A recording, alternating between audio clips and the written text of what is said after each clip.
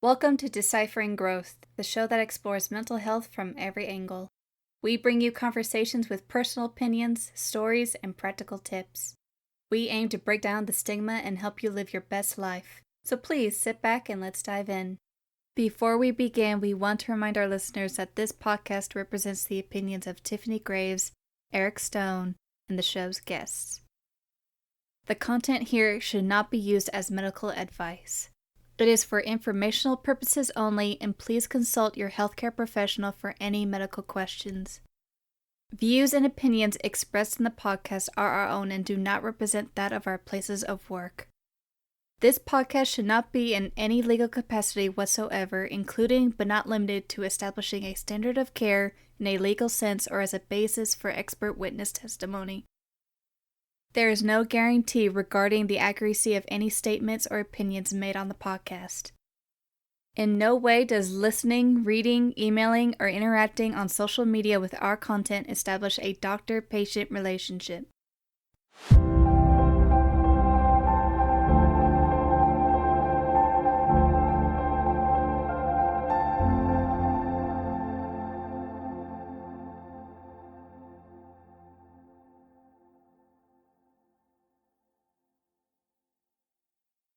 All right, we are back. I know, another episode, another chance to learn and discuss and grow a Yeah, bit. and today we're still kind of looking at social media. What today we're looking at vicarious trauma that you can experience through social media platforms such as Twitter, Facebook, Instagram, and TikTok. Yeah, so maybe just kicking it off. We know that trauma can be a lot of different things. We know things can be different triggers or activators. But I think this episode may be a little unexpected to some. I won't say all, but when we think about mental health awareness campaigns, we think about the positive impact. And no doubt there are a lot of people that benefit from these initiatives about suicide awareness or suicide prevention or trauma or depression. I mean, substance abuse, all of those things.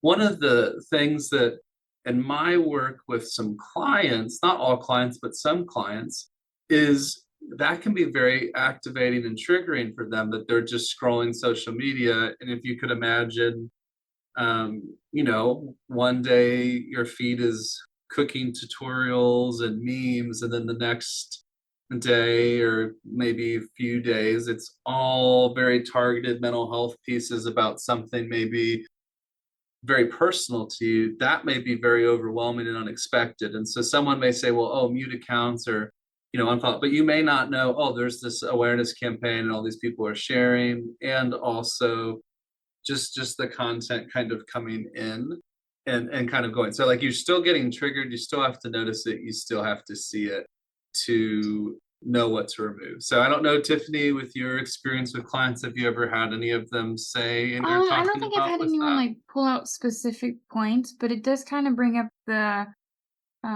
thought point that I had written down, and like that compassion fatigue of where you're experiencing a lot of like hard things other people are going through or traumatic things that can contribute to that compassion fatigue where individuals become emotionally exhausted from constantly empathizing with others' pains.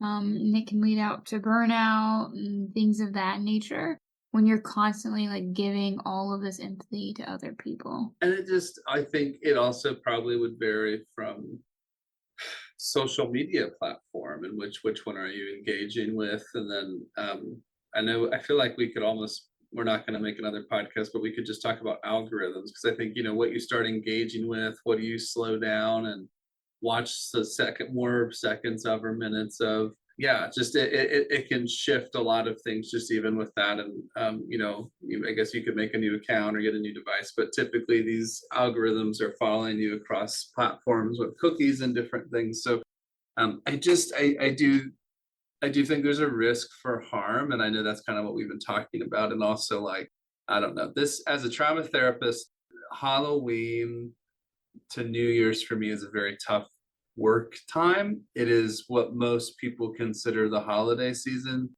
And so it usually is when a lot of my clients' triggers or activators start to come up. And so you may be like, well, why is Halloween triggering? It's like, well, it's a lot of people post with their families, their kids, or their nieces, their nephews, their friends. And if you feel very disconnected, it's just another reminder of that, or a reminder of maybe what you can't do. So I don't want people who post things just because they're excited about their life and are wanting to connect to people. I don't want any of those people listening to feel bad, because that's not what it is at all. It's just that awareness of maybe what other people on another side of that coin could be experiencing. Yeah. And keeping in mind like that can cognitively shift people's mindset if they're being repeatedly exposed to like what they consider traumatic content or triggering content. It can lead in increased feelings of hopelessness and cynicism and just belief that the world is just a sad, hopeless, crappy place. I have people in my life and clients, and just knowing from more of the literature on this, like, infertility. And I mean, my God, could any of us really get on social media and not see a kid of someone that we're connected to? I don't know. And I don't think there's anything negative about me, but just speaking to like just how challenging that is for people, or just even, I don't know. I'm sure I know we've talked, Tiffany, offline about some of the things just with clients, and some of them have no family, like no family, no safe people, no, I'm connected to my roots, I'm connected to this orbit.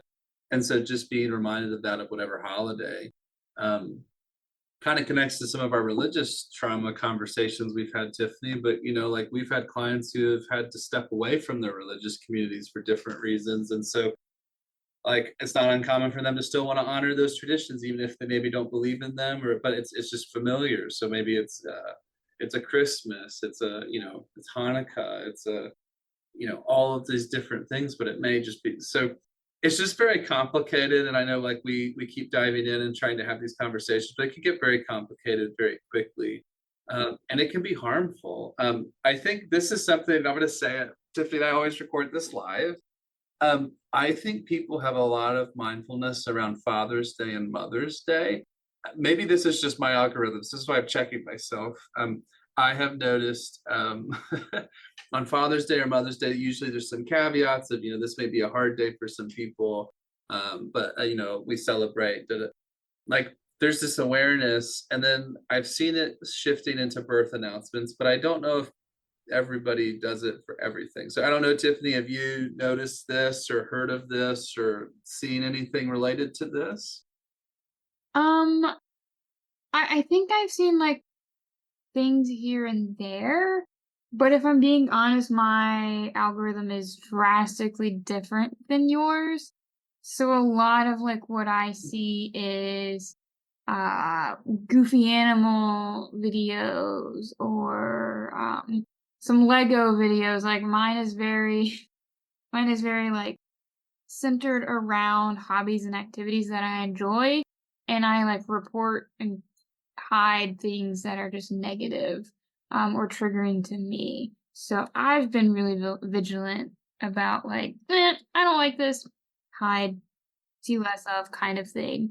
Um, that being said, I'm sure like other people probably do experience something similar of seeing those like images and they're like, well, this sucks. I don't want to be on here now. And that can start a spiral of just negativity, which I really think brings us to that topic of like um, consumption and being aware and critical of what you're consuming. Developing those literacy skills so that you can evaluate the content that you're consuming and whether or not it's impacting you in ways that make you feel positive about what you're consuming, or if it's impacting you in such a way where like, yeah, I probably should like forcibly change that algorithm. I'm sorry, I'm thinking this through, Tiffany. How did you learn to do that? Learn to develop that? Because it sounds like it was a very personal, authentic journey. And so So I just think Like, we're all laughing because Tiffany's cat is like making an appearance, and I actually have I never seen Tiffany's cat, so even I'm just like, oh my god, there's a cat. uh, her debut. Um, so I think for me, like going through my own therapy process and being able to step back and recognize, like, wait a minute, every time I get on social media, like I just I don't feel good. I don't feel happy. And I was like, is it social media itself or is it what I'm consuming? And the more I made myself mindful of being on social media and like what I was consuming, the more I was like, it's what I'm consuming. Like when it's all political ads and all someone's traumatic experiences, like was it hard to cut that out and like essentially like turn off that empathetic part of me? Yes, it was extremely hard to be like I can't handle other people's stuff in my life, but at the same time, that's my job. Like my job is to help carry people's stuff and I don't need. I mean, you're clearly an expert, and I like have always felt this way, and hope I think anyone listening knows this hopefully by now. I heard how that wasn't like maybe a professional thing; it was a personal. You're using your profession like all of us do, but like how it was very personal. Like you kind of, I hate to say trial and error, but like nope, not that account, or nope, not those kinds of videos, or nope, not this now. Like and like you kind of curtailed it to what it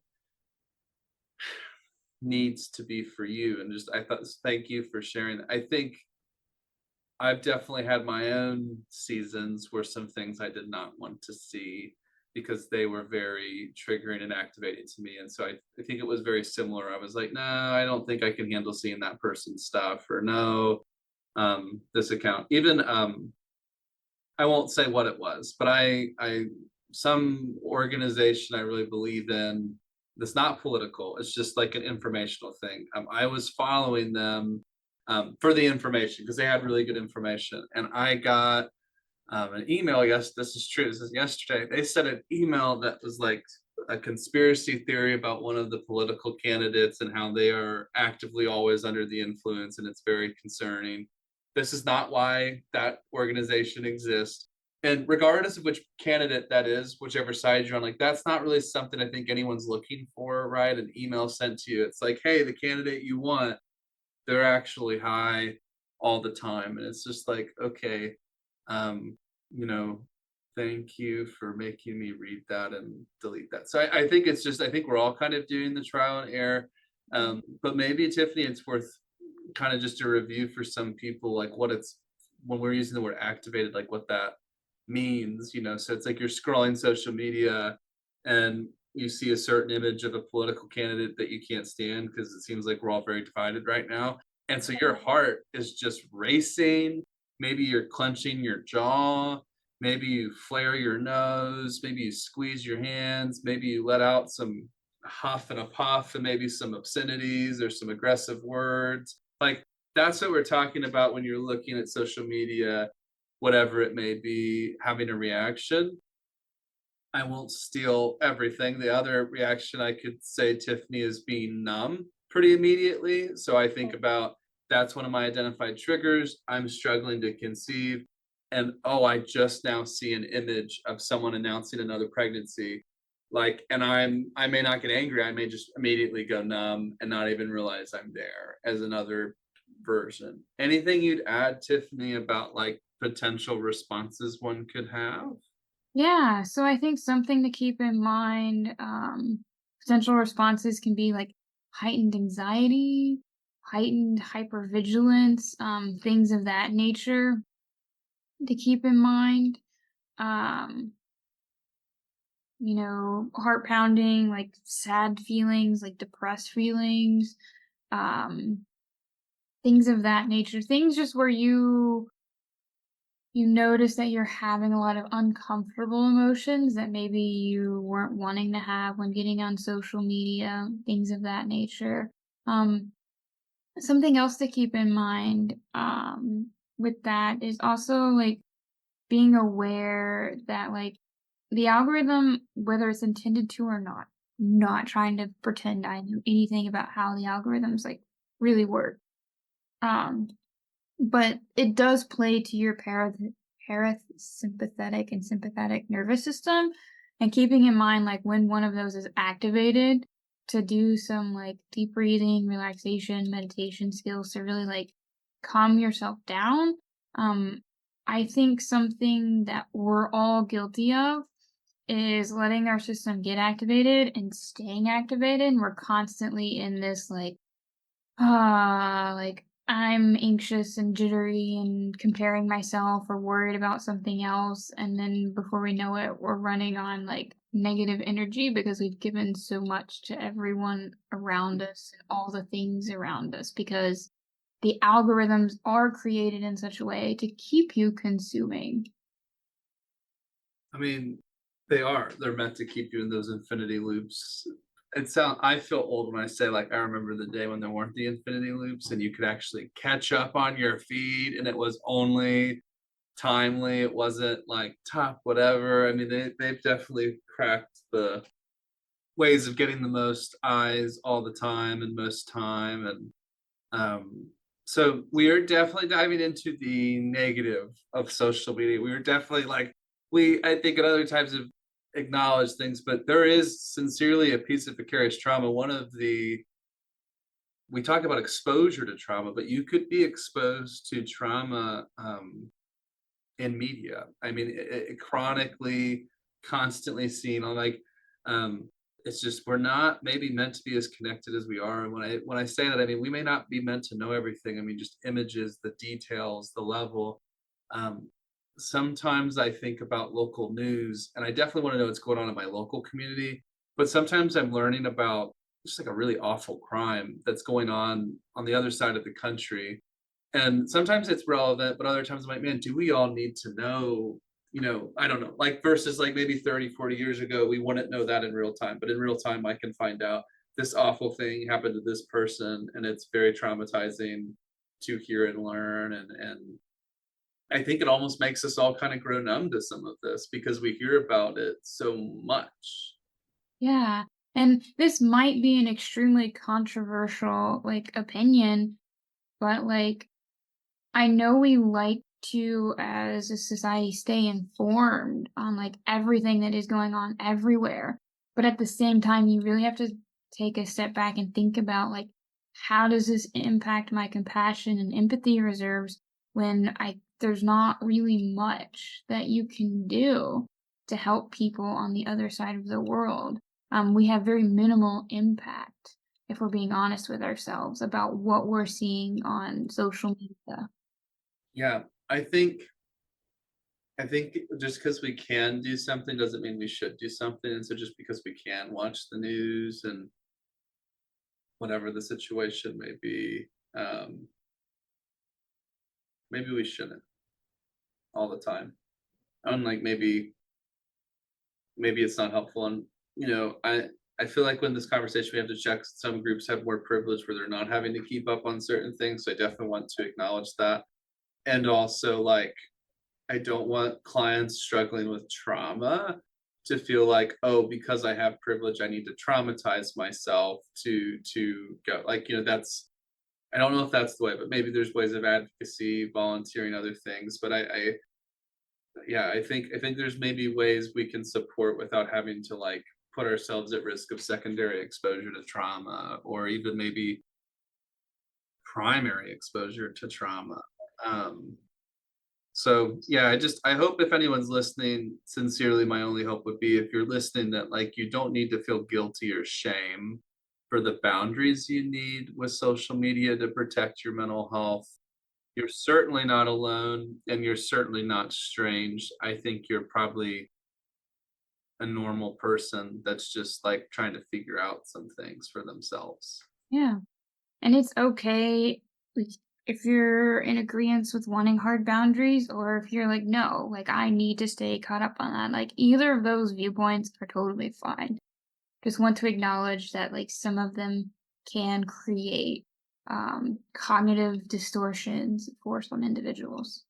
Yeah. And I think maybe another risk is like Some people, that is their only community and connection is what they have on social media. Mhm. And also just acknowledging the positives and challenges that come with that maybe being most of the community. And so I think we're in a moment and season right now where people are feeling very disconnected and really not sure of how to make connections the way that they used to be able to. And so I do think we're in a very stressful season. So maybe, if you're having some pause about, well, what can I do or what can I handle? Maybe it's like a put yourself on pause, sign out of your accounts, delete the apps versus maybe having to go to I think even some accounts, if you delete fully, they will be like you can't get them back. And so I'm not because I want you to stay in an algorithm and add dollars or target it, but more of like you may want to come back to some of those connections at some point. So just giving yourself a pause, maybe even just a 48-hour. If I still want to delete all this, um, I will and figure it out kind of thing. But yeah, it just you gotta trust your inner wisdom, I think, and what I may do may be different than what Tiffany does, may be different from what someone listening does to the next person, and then and that's okay. I think try to find the best fit for yourself and try to we can borrow from other people, but I think trying to trust ourselves, and inner wisdom is very important. Yeah, and being able to recognize that, like, everyone's journey and relationship with social media is going to look different. So Tiffany, I know kind of just been pushing some of the stuff I wanted to bring into this. Is there anything when you were kind of preparing for this that you were like, okay, this is something else that may be a helpful lens or lean to bring into this? I think something to really think about, like, as you're evaluating social media and things of that nature, and kind of like your relationship with it, is really just stepping back on occasion and thinking about, like, what are the pros and cons of, like, how I'm interacting with social media or my interactions with social media. I know that might be weird to think about creating a pros and cons list, like, regarding social media, but it can be helpful for you to step back and think about, like, all of the different ways it is impacting you, and, like, it isn't impacting you, and, like, what you're learning from it, what you're not learning from it, how much of energy it's zapping from you, things of that nature. I don't know about you, but I've had a lot of individuals who, when they do that pros and cons list, kind of come to the conclusion that they either don't need media or that they, like, schedule specific amounts of time, either every day or a week, where they just get on just to check on certain people who, like, are only active on those platforms because they found that it's just such a negative impact that it's not beneficial for them to have. It's a tough call, I think, for a lot of people to figure out what can they handle and what maybe is or isn't helpful. Um, Yeah, I don't know if there's a set right or wrong answer, but I think there are set right or wrong things for each person that maybe do or don't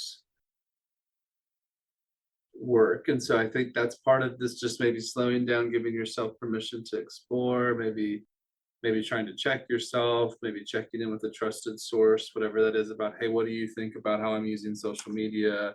Maybe your partner, maybe a friend, a mentor, a colleague. Um, but yeah, it's just we're in the election Mhm. season. We're all seeing a lot of things we probably don't want to see and hearing about a lot of things we don't want to hear about. And so it's okay if you're not wanting to have more of that and want less of that. That's not a bad feeling. I don't know. I've got a lot of privilege, so I just got to check myself when I say this. But I think we have to understand why some people don't want to deal with all this the same way, and may choose to vote and not want to talk about it at all, and need to advocate for a candidate, and then why other people may not vote at all because that's their right as well. We have a right to vote, but we also have a right not to. So I don't mean to get too far in, but I think we have to respect different perspectives even if we disagree with them, and I think that's one of the things that makes the United States a really beautiful place to live is that we just from the way we were founded, we knew there's a lot of different ways to view things, and that can be very problematic and challenging sometimes, but there is some beauty that both are allowed to exist. Yeah. And I think too, something I'm a little curious on your perspective is that like how do you know, like from your experience or even professional experience, how can we help people recognize or think about if they are becoming like overloaded from social media consumption? I think if you're noticing what you see online is very on your mind and very we are recording this on 9/11, and so I just feel like we need to throw out a caveat that obviously there's a pre and post 9/11. You'll see it on articles, you'll see it discussed on things, but like we are I don't want to say that like when something that ground changing and traumatic happens to the country, but even to the world, right? Like that's okay that that's on your mind, but like it would be almost like you read an article about a small proposal change in your local little town, and it's got you irate and you're losing sleep and you're angry and you're tense and you want to keep talking about it, talking about it, talking about it. That may be a good check of like maybe I'm giving this more airtime than I need to, like it. I mean, you could still have an opinion, you can still disagree, but it's like the level some of our energies get to, I think, would be a very good check. Yeah. Being able to be mindful of like your own interaction with social media.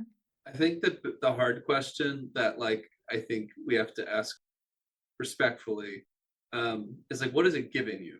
Like what is social media giving you, and then what is it costing you? And so it's a cost benefit. Like you may get some connections, you may see what people are doing and feel like you know what's going on in some people's lives.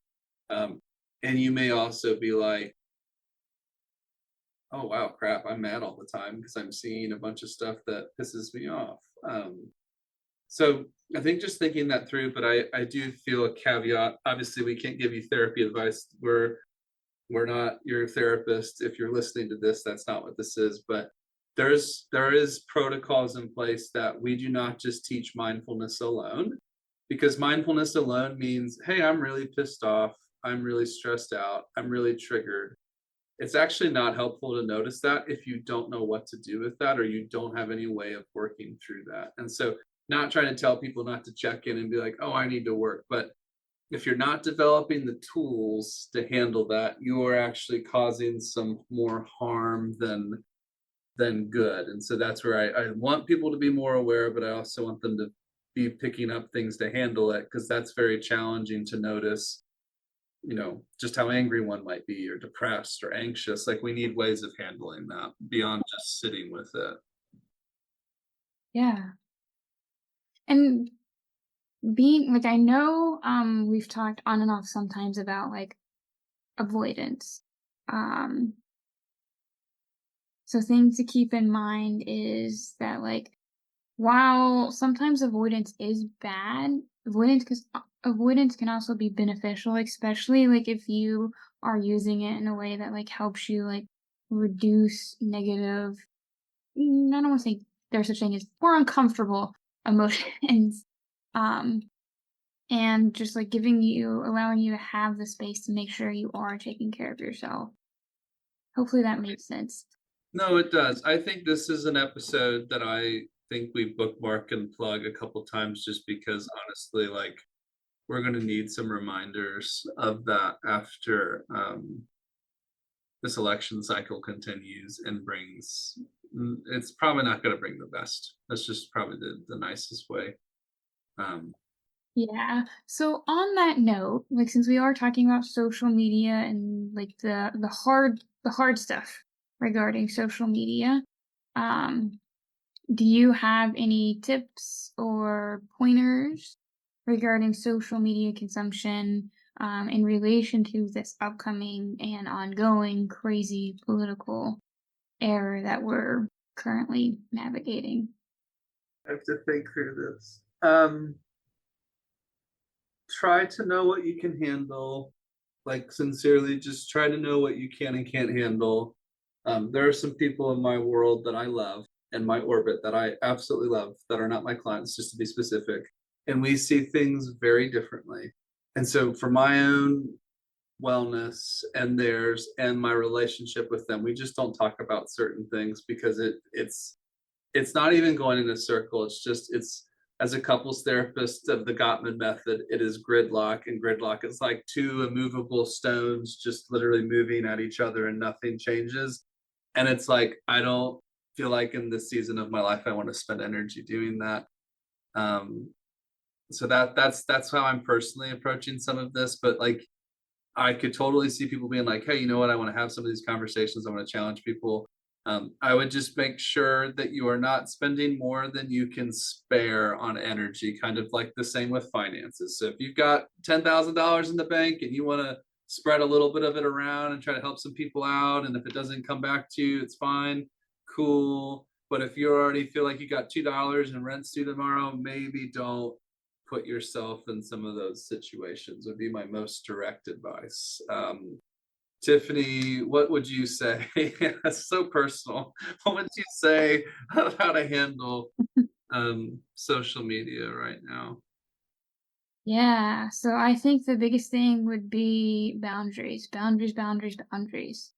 Um, like me being honest with yourself in terms of like what your boundaries are this political season regarding social media and topics and making sure you're sticking to them. Um, I mean, we're still early into all the air quote fun stuff that is to come. And the easier it is to like implement your boundaries now around the situation, the easier it will be to, um, maintain those moving forward. Hmm. Um, if the election is stressing you out, and you're like, okay, this is triggering. There is something me and a few of my therapist friends are putting on September 28th. That may be after that this is published, but it is okay because we're going to record it and have the recording available. But we are going to be diving in um, to political trauma, and honestly, it's 2 hours. For I'm one of them, different therapists that have different expertise, just about how do we handle some of this stuff with family? How are we and it wouldn't be social media, but we're really just like diving into like how are we handling this? How are we taking care of ourselves? And we were very intentional. We thought that it would be helpful to have it kind of in the peak of it, because honestly, it's sad to say, probably 2.5 weeks from now, it is the peak of some of this getting going. So that was the intent. So if you're interested, feel free to look up any of our stuff. It'll be there. But also, if you can't, no worries. But just want to invite anyone listening if they're looking for some extra support. That's available. I believe the registration cost is a low cost of $25, and you have the access to it to use however you would like. I highly recommend people going, checking it out. Yeah, Tiffany, any other things you're up to or things you want to offer? I know you're doing a lot as well. I'm doing a lot, but none of it is political based, so I'll leave this plug 100% for you. That being said, though, I do just want to remind everyone we're on all major listening platforms, Spotify, Amazon. And we do have a Patreon. We would love to see you there, see some interactions going, love some support. It is free to join Patreon and to listen. But yeah, otherwise, we will see you on our next episode. Until then. Thanks for tuning in to this week's episode of Deciphering Growth. We hope you found our conversation helpful and insightful. Subscribe to our podcast for more episodes and check out our Patreon for more content. Don't hesitate to contact us on social media if you have any questions or comments. We'd love to hear from you. Until next time, keep growing.